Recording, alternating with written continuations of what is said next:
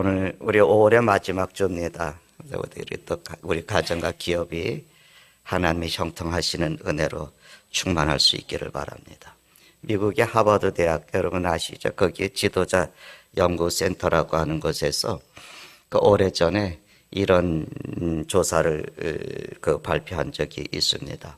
미국의 최고의 경영자들 500명을 직접 방문을 해서 찾아가서 조사를 했는데 이제 그들 가운데서 150명 정도가 조금 특별했던 것 같아요. 그래서 이분들의 성공의 비결을 정리를 해보니까 세 가지가 있었다고 그래요. 첫째 비결은 뭐냐면 꿈이 컸다는 거예요. 그래서 주변에서 허황되다고 허풍쟁이라고 놀릴 만큼 꿈을 크게 갖고 있었다. 두 번째가 이제 뭐냐면 끝까지 진실하고 성실하게 노력을 했다. 그 마치 찰거머리처럼 끈질기게 끝까지 일을 이루었다. 그런 이제 얘기입니다. 그 다음에 세 번째가 바로 예수님을 자기 자신의 최고의 경영자로 모시는 사람들이었다.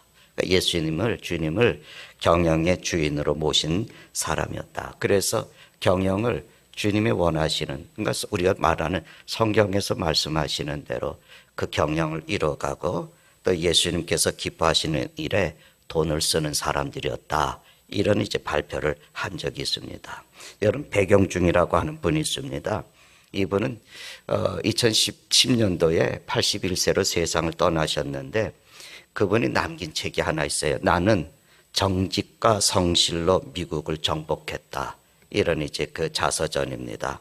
근데 6.25가 끝나고 나서 직후에 이제 미국으로 건너가서 성공한 제빈 사업가인데 우리나라 고국에 돌아와서 이제 TV에서 자담도 한 적이 있습니다. 당시 페코 엔지니어링이라는 그런 이제 회사를 차리고 회장으로 있었는데 이 회사가 미국의 아주 그 경량철골 이렇게 경량철골의 그 시장의 60%를 차지하는 엄청난 회사였다고 그렇게 얘기합니다. 이분은 6.25 때 인민군의 아버지를 이제 잃고 형제들하고 어머니하고도 헤어져서 혼자서 단신으로 이제 월남을 피난을 내려온 거죠.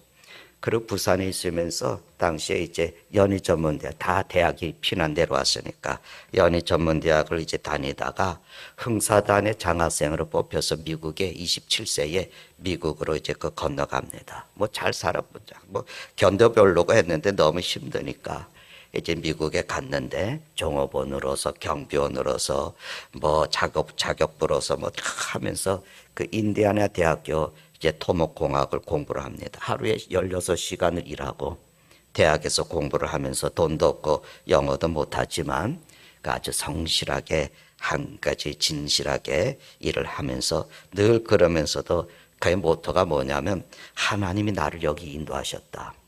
왜 하나님이 이렇게 좋은 사람들을 만나게 하셨을까? 하나님의 은혜가 너무 감사하다. 늘 이런 제 생각을 가지고 좀 식당의 일이 힘들고 고달플 때도 늘 그렇게 이제 믿음을 갖고 삶을 이룬 거죠. 내가 북한에서 도망왔는데 남한에서도 내가 살 수 없어서 미국까지 이렇게 왔는데 더 이상 물러설 것이 없다. 내가 정직하게 성실하게 일을 해야 되겠다. 그렇게 이제 삶을 이뤄갔다는 거예요. 그래서 마음에 항상 예수님이 최고의 경영자다. 항상 그 은혜에 감사한다. 이런 이제 마음을 가지고 살았어요.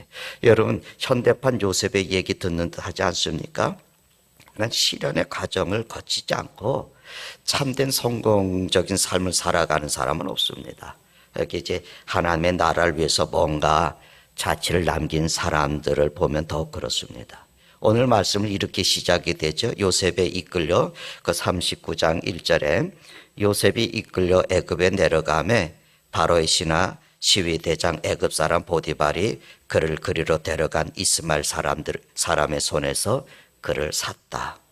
그러니까 요셉은 배다른 형제들의 미움을 받아서 노예 상인들에게 그 인신매매 당한 거예요. 그러니까 여기 이끌려갔다라고 하는 말은 여러분 쇠사슬 족쇄에 채워가지고 그를 끌고 갔다는 거예요.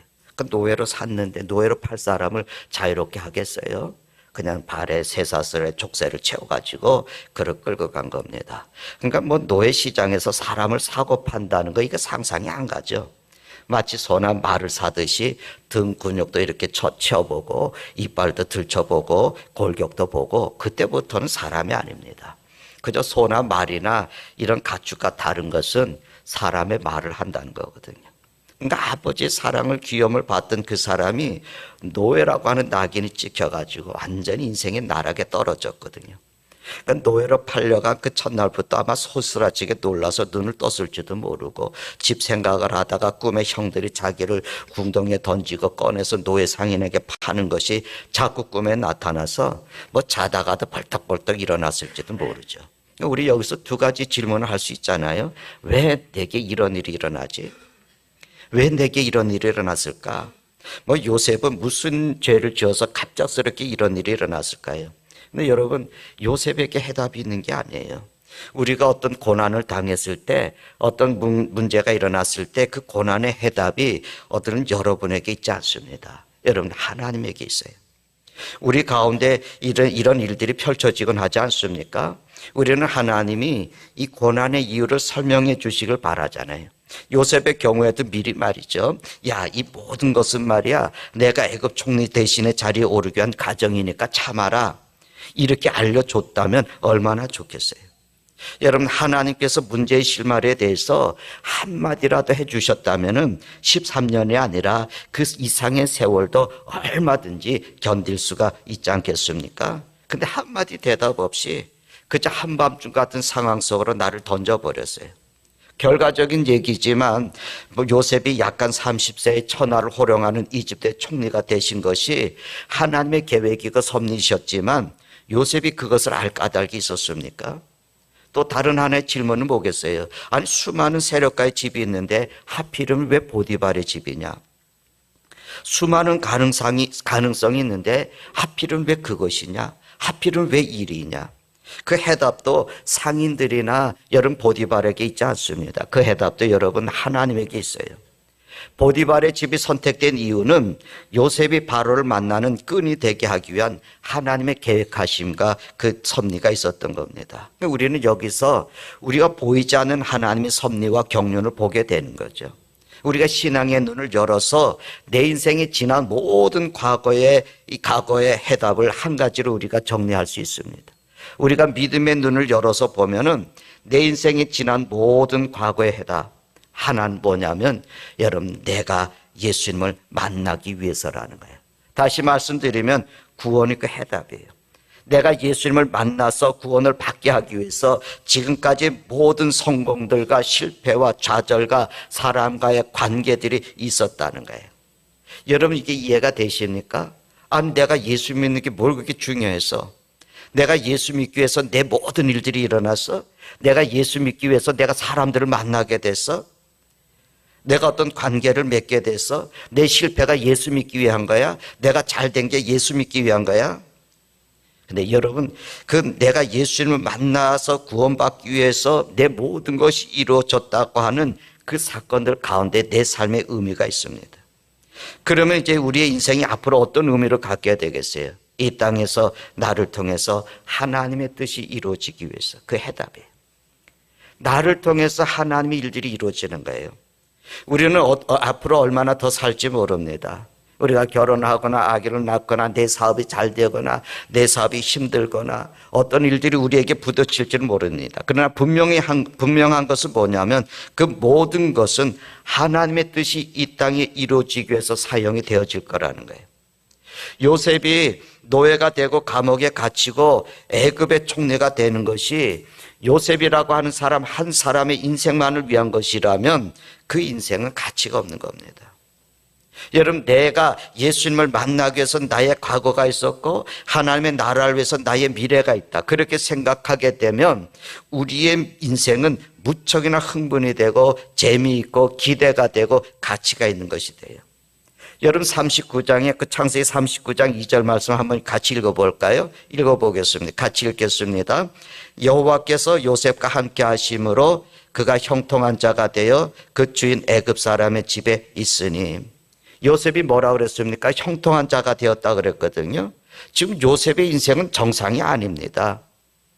요셉의 인생은요, 행복한 인생도 아닙니다. 최고로 비참한 밑바닥에 떨어진 인생이에요. 근데 이 요셉을 통해서 요셉에게 형통한 자라고 하는 것은 말이 안 되죠. 우리는 이런 질문을 할 수 있어요. 주님, 그게 왜 형통한 겁니까? 그게 뭘 잘 됐습니까? 이런 비천한 상황 속에서도 나 형통합니다, 이런 얘기할 수 있겠습니까? 그런 요셉이 그렇게 형통한 것처럼 사람이 시련과 고통의 골짜기에서 우리는 어떻게 형통할 수 있을까? 오늘 메시지가 그걸 우리에게 가르쳐주고 있거든요. 오늘 우리의 시련 가운데 형통할 수 있는 비결을 우리에게 말씀하고 있거든요. 이 말씀 가운데서 하나님께서 내게 주시는 영감이 있다면 나는 이 삶을, 이것을 내 삶에 적용을 해야 돼요. 하나는 뭐냐면 우리는 다 알고 있는 거죠. 하나님의 인자하심에 대한 확신이에요. 하나님이 나하고 함께 하신다는 거예요. 창세기 39장 2절에 다시 보니까 여호와께서 요셉과 함께 하심으로 그가 형통한 자가 되었다, 그렇게 얘기하지 않습니까? 하나님께서, 여호와께서 요셉과 함께 하심으로, 이걸 다른 표현으로 우리가 얘기하면 요셉은 상황이나 환경이 어떠하든지 상관없이 그저 미치도록 어렵고 속상하고 분하고 힘들고 내가 사람들에게 굴욕을 당하는 상황이라 할지라도, 내가 쇠사슬에 차이고 매를 맞는다 할지라도 요셉은 그 자리에 나하고 하나님이 함께 하신다는 것을 믿었다는 거예요. 이게 우리가 임마누엘의 은혜라는 그 고백이에요. 그러한 시련들 가운데서 형통할 수 있었던 비결이 뭐냐? 하나님이 나하고 함께 하신다는 믿음의 확신이죠. 어떤 상황에서요? 밑바닥에서요. 극한 상황 속에서 하나님이 나하고 함께 하신다는 믿음의 확신입니다. 어떤 어려움 속에서도 하나님은 나를 버리지 않으신다고, 내 이 상황 속에서 하나님 절대로 나를 떠나지 않으신다고, 그 믿음이 조금도 흐트러지지 않은 사람이 요셉이었다는 거죠. 우리가 오늘 여기에 예배하기 위해서 있어요. 힘들고 문제가 있고 너무 버겁고 수고스러운 짐들 내가 다 가지고 있다 하더라도, 내가 남들의 모함을 받는다 하더라도 하나님이 나하고 함께 하신다는 거 믿으세요? 우리가 찬양을 하잖아요. 우리가 찬양은 오늘도 나는 예배자라고 찬양을 했는데, 우리가 나는 이곳에서 예배하네, 어떤 상황에도 난 예배하네, 그 고백들 하지 않습니까? 그건 뭐냐면 하나님이 어떤 상황 속에서도 나하고 함께 하신다는 고백의 찬양이거든요. 시편의 23편의 고백이 그 고백 아니겠어요? 여호와는 나의 목자시니, 그러면서 시편 23편 4절에 내가 사망의 음침한 골짜기를 다닐지라도 해를 두려워하지 않을 것은 주께서 나와 함께 하심이라. 할렐루야. 그래서 뭐예요? 주의 지팡이와 막대기가 나를 안위하십니다. 얼마나 멋진 고백입니까?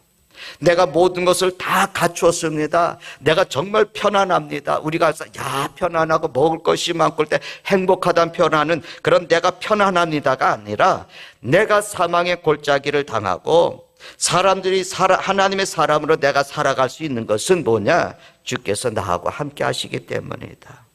이제 우리가 이 말을 들으면 아멘도 하고 끄덕끄덕도 하고 하지만, 우리 실제 삶 속에서 이런 일이 벌어지면은 쉽지가 않습니다.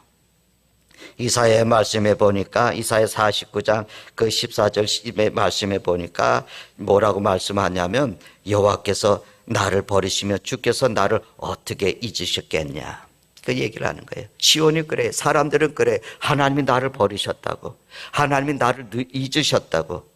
근데 여러분, 이사야 49장 15절에 가서 말씀을 보면, 야, 여인이 그 젖먹는 자식을 어떻게 잊겠느냐, 자기 태어난 자식 아들을 긍휼히 여기지 않겠느냐, 혹시 그들이 다 잊어버린다 하더라도 나는 너희를 잊지 않는다. 이게 하나님의 약속입니다.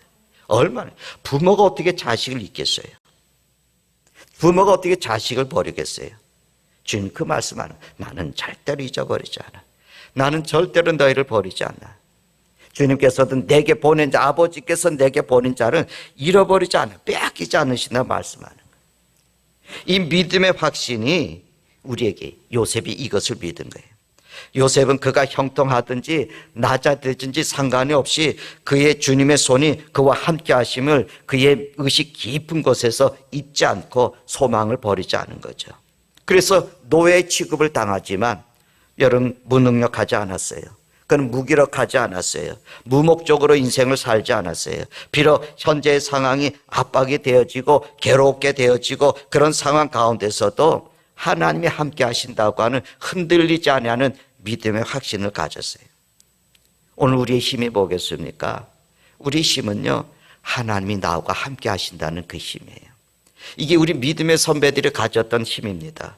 그래서 그분이 나를 견디게 하실 거고, 그분이 나를 이기게 하실 거고, 내게 능력을 주실 것이고, 하나님이 그분이 내게 능력을 주시면 나는 모든 것을 감당할 수 있다고. 그런 믿음으로 요셉의 삶에 하나님의 은혜가 충만했던 겁니다. 요셉이 여러분 그저 일반적인 삶을 살아갔다면 그 감정은 다 메말라 버리지 않았겠어요? 그 마음에 미움이 가득 차 있지 않겠어요? 그 속에 분노가 막 들끓지 않았겠습니까? 자기의 그 분노와 쓰라림과 그리고 그 소리 없는 내면의 공격으로 인해서 견디지 못했을 거예요. 형제들에 대한 복수심이 가득 찼을 겁니다. 그런데 하나님이 함께 하신다는 믿음의 확신으로 인해서 그의 정서가 마르지 않은 거죠. 가장 어려운 상황에서 하나님이 나하고 함께 해주신다고 하는 그런 확신 때문에 스스로 자기를 파괴하지 않은 거예요. 우리가 누군가가 모함을 당하고 좌절을 당하고 남들에게 어려움을 당했을 때 무엇보다도 내 자신이 견디지 못하는 경우가 많이 있습니다. 자기 자신의 비참함 때문에 스스로 자기를 파괴하는 사람들이 많이 있습니다. 근데 이런 속에서도 하나님이 그래 다 나를 버려도 하나님이 나와 함께 하신다. 그분의 능력을 내가 믿을 때 여러분 일어설 수 있는 거예요. 제가 힘들 때 외우는 말씀이 이사야서 56장 11절의 말씀인데 이런 말씀이거든요. 내가 하나님을 의지하였은즉 두려워 아니하리니. 내가 하나님을 의지하였은즉 두려워 아니하리니 사람이 내게 어찌하리까. 내가 하나님을 의지했어요. 세상이 나를 넘어뜨릴 수 없다는 거예요. 감정이 파괴되기 쉬울 때, 내 속에 감정이 메말라 버릴 때, 외부에 공격이 있어서 내 속에 모든 것이 막 파괴되는 것 같을 때 어떻게 해야 될지 모르는 순간에 하나님을 내가 의지했으니 두려워하지 않겠다. 사람이 내게 어떻게 하겠느냐. 요셉이 보통 사람 같은 분노하고 보복하고 자신을 복수의 감옥에 스스로 가둬놓고 그러면서 행복하지 못한 삶을 살았을 텐데 우리가 여러분 만일 내면의 감정을 잃어버리고 분노나 실망이나 절망 속에 처하게 되면 내가 스스로 나를 그 감옥 속에 가두는 것이 됩니다. 성도 여러분, 사람과의 관계 속에서 남 모르는 시련과 고통 가운데서 고민하고 그래서 스스로를 여러분을 파괴하면 안 돼요. 내 스스로가 무너지면 안 돼요. 하나님의 강력한 인재를 느끼시면서 그것을 극복하시는 크신 은혜가 있기를 바랍니다. 쇠사슬에 매이는 거예요. 그러면서도 그의 영은 자유로운 겁니다. 그는 결코 노예로서 인생을 낭비하지 않았어요. 그에게 주어진 모든 시간들을 아름답게 사용을 했습니다. 어떻게 했을까요? 두 번째가 그거 아니겠습니까? 성실과 신실함으로 그의 주어진 일들을 했다는 거예요. 그가 시련 가운데서도 형통할 수 있었던 두 번째 비결이 그거예요. 오늘 39장 3절에 그 주인이 여호와께서 그와 함께 하심을 보며 또 여호와께서 그의 범사에 형통케 하심을 보았다. 그 주인이 여호와께서 그와 함께 하심을 보았다는 거죠. 지금 요셉이 뭡니까? 노예거든요. 지금 노예가 되어서 종살이 하고 있는데 하나님이 그에게 함께 하는 것을 주인이 보고 알았다는 거예요. 그 주인의 눈에는 요셉이라는 노예가 다른 노예들과는 뭔가 좀 달랐다는 거죠. 여러분, 하나님께서 우리에게 주시는 메시지가 들리시나요? 우리는 하나님께서 허락하신 내 삶의 현장, 내 삶의 환경, 내 삶의 자리에 하나님이 기뻐하시는 삶을 살라는 거예요. 내가 어떤 환경에 처했든지 하나님 앞에서 삶을 살아가는 거예요. 내가 어떤 환경에 처했든지 내게 무엇이 맡겨졌든지 그 일에 충성하는 마음이에요. 그 충성이 뭡니까? 진실함과 성실함을 말하는. 내가 진실하게 사는 거예요. 성실하게 사는 거예요. 비록 내 신분이 노예이지만 요셉이 실현의 삶의 현장에서 승리할 수 있었던 성품이 뭐냐면 요셉은 충성되고 신실하고 정직한 성품으로 노예라고 하는 삶의 현장에서 형통할 수 있었습니다. 저는 이것이 하나님의 사람들의 삶의 모습이라고 생각해요. 모든 일을 주께 하듯 하라. 눈가림으로 하지 말고 하나님이 허락하셔서 내게 맡기신 그 일, 내가 있는 그 장소, 여러분의 삶을 한번 연결해 보십시오. 하나님의 함께하는 사람은 주위 사람들이 보고 안다는 거예요. 오늘 3절에 그 얘기잖아요. 다시 보시면 그의 주인이 여호와께서 그와 함께 하심을 보았다고. 8년 종에 불과하지만 시간이 가면서 점차 그의 성실한 모습을 보니까 맡겨진 일마다 잘하고 있더라는 거죠. 기독교 역사에서 여러분 많은 변화가 있었지만 주 300년에 기독교가 로마에 아주 국교가 돼서 예수 믿는 사람들이 자유롭게 예수를 믿을 수 있었던 것은 엄청난 사건 중에 하나예요. 그 과정이 어떻게 왔든지 간에. 그래서 콘스탄티누스라고 하는 황제에 의해서 기독교가 공인이 되어지고 이제 다 예수를 자유롭게 믿을 수 있었어요. 그전에는 계속해서 300년간 핍박이 있었거든요. 예수 믿어서 생명을 잃기도 하고 예수 믿고 재산을 빼앗기도 하고 추방을 당하기도 하고 많은 일들이 일어났었는데 그때에 놀라운 역사가 이제 일어났어요. 근데 그 동기를 보면은 너무나 감격스러운 일이에요. 이제 콘스탄티누스 황제가 돼서 그런 일이 일어났지만 그 전에는 황제가 아닐 때 어머니가 있어요. 헬레나라고 하는 어머니가 있습니다. 이 어머니의 영향을 받아서 자라면서도 기독교는 아니지만 기독교의 영향력을 받았던 것 같아요. 근데 그 헬레나의 몸종이 있었습니다. 그 몸종이 이제 있는데 그 10대의 소녀, 어린 소녀가 있었는데 그 어머니가 그 아이를 이렇게 보니까 근데 종이지만 노예지만 뭔가 다른 거예요. 살아가는 게 다른 거예요. 그래서 그 뭔가 다른 게 있다 그래서 계속 그 아이를 주심해서 보고 또 그 아이가 얘기를 나눠보면서 알게 된 것이에요. 이 아이가 예수 믿는 아이예요. 이 아이가 예수님을 영접한 거예요. 그런데 그 아이를 통해서 어머니가 그 헬레나라는 어머니가 예수님을 영접을 하게 됩니다. 엄청난 일이 일어나죠. 이분이 이제 그 성질을 다 예수님의 구전으로 내려오는 예수님의 그 삶의 말씀의 삶의 현장들을 다 찾아다니면서 예배당도 짓고 그랬더니 이제 그 여인이 되는데 그 영향을 받죠. 별거 아니잖아요. 이 여인은 아마 그 이름이 안 났으니까 이 소녀는 노예로 살다가 죽었을지도 몰라요.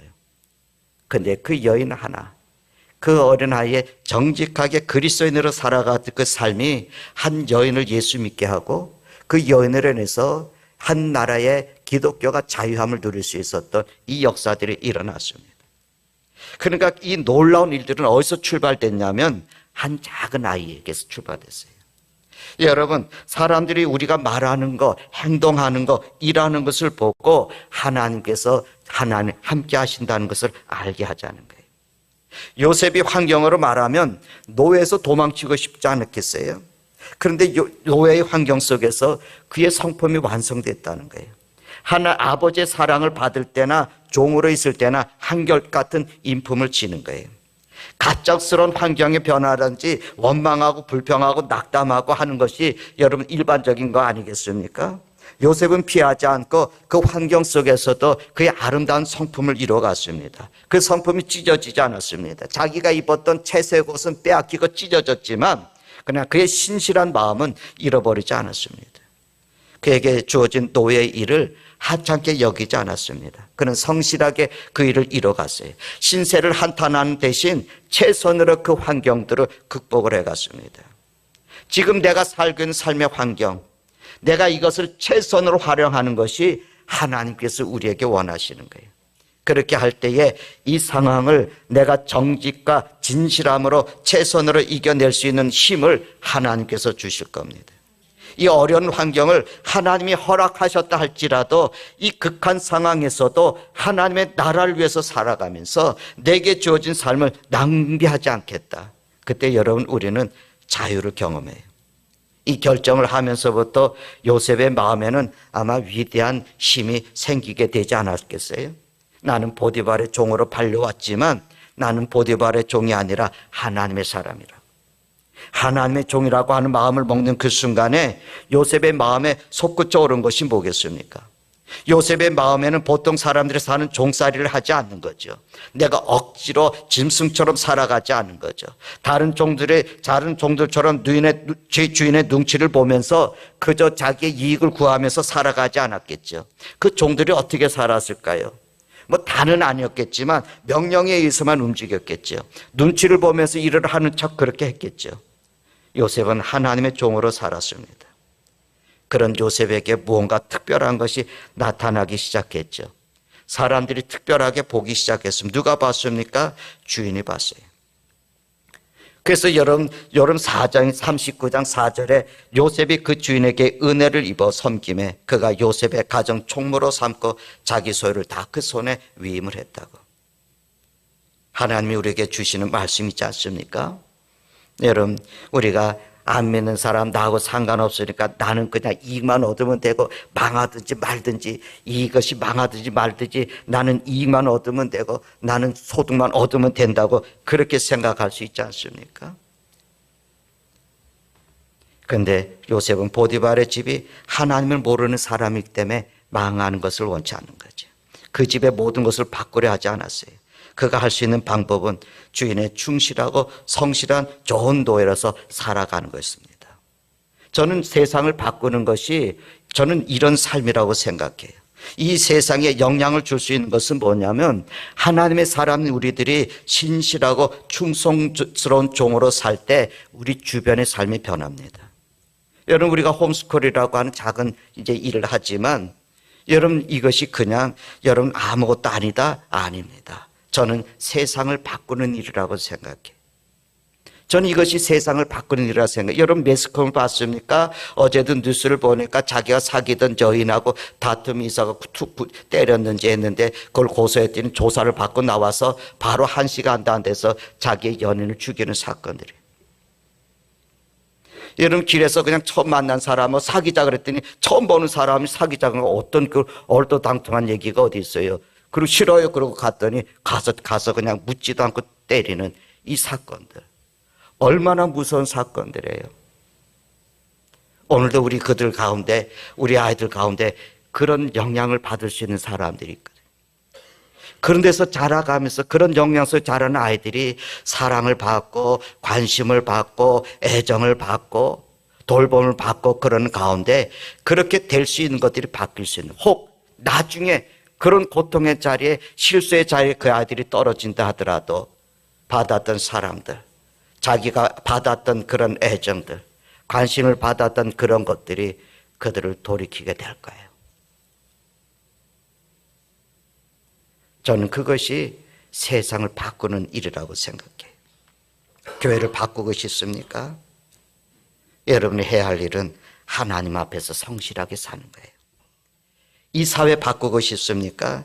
여러분이 하나님의 사람으로 내게 무엇이 주어졌든지 주어진 그 일에서 진실하게 사셔야 돼요.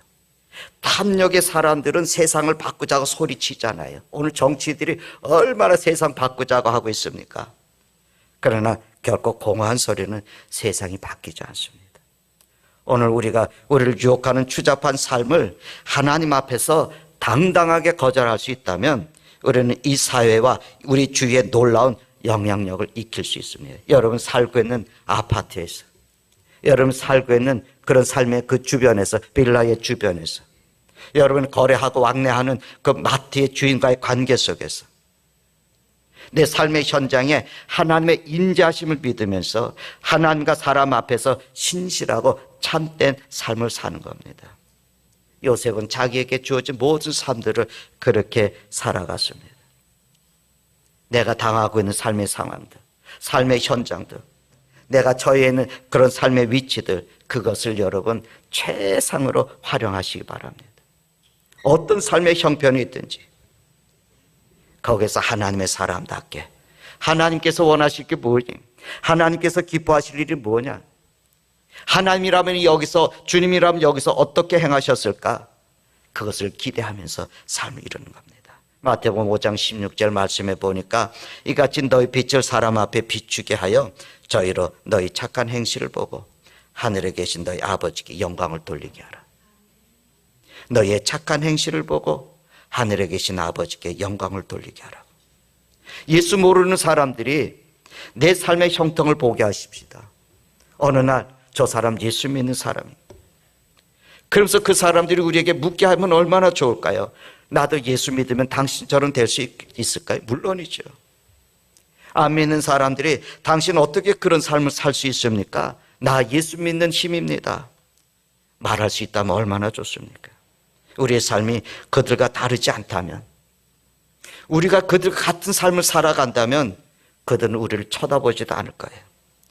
우리 모두에게서 하나님이 나와 함께 하심의 특별한 점을 볼 수 있도록, 비록 우리 삶의 현장이 낮아도 하나님의 사람답게 하나님께서 나와 함께 하심을 믿으면서 모든 일의 진실함과 성실함으로 우리의 삶을 가꿔 가시는, 그래서 여러분이 살아가는 그 삶 자체가 주님의 사명자로 살아가는 그런 삶이 여러분 가정과 특별히 우리 젊은 형제들, 그리고 우리 삶의 현장에 일어날 수 있기를 바랍니다. 기도하십시다. 주님, 오늘도 주의 말씀을 마음에 받습니다. 내 삶에 주님이 항상 함께 하심을 믿고 주어진 삶의 환경과 맡겨진 일에서 성실과 진실로 행함으로 만물의 주가 되시는 하나님께서 우리와 함께 하심을 세상에 나타낼 수 있는 자가 되게 해주시옵소서. 우리 주 예수 그리스도의 이름으로 기도드리나이다. 아멘.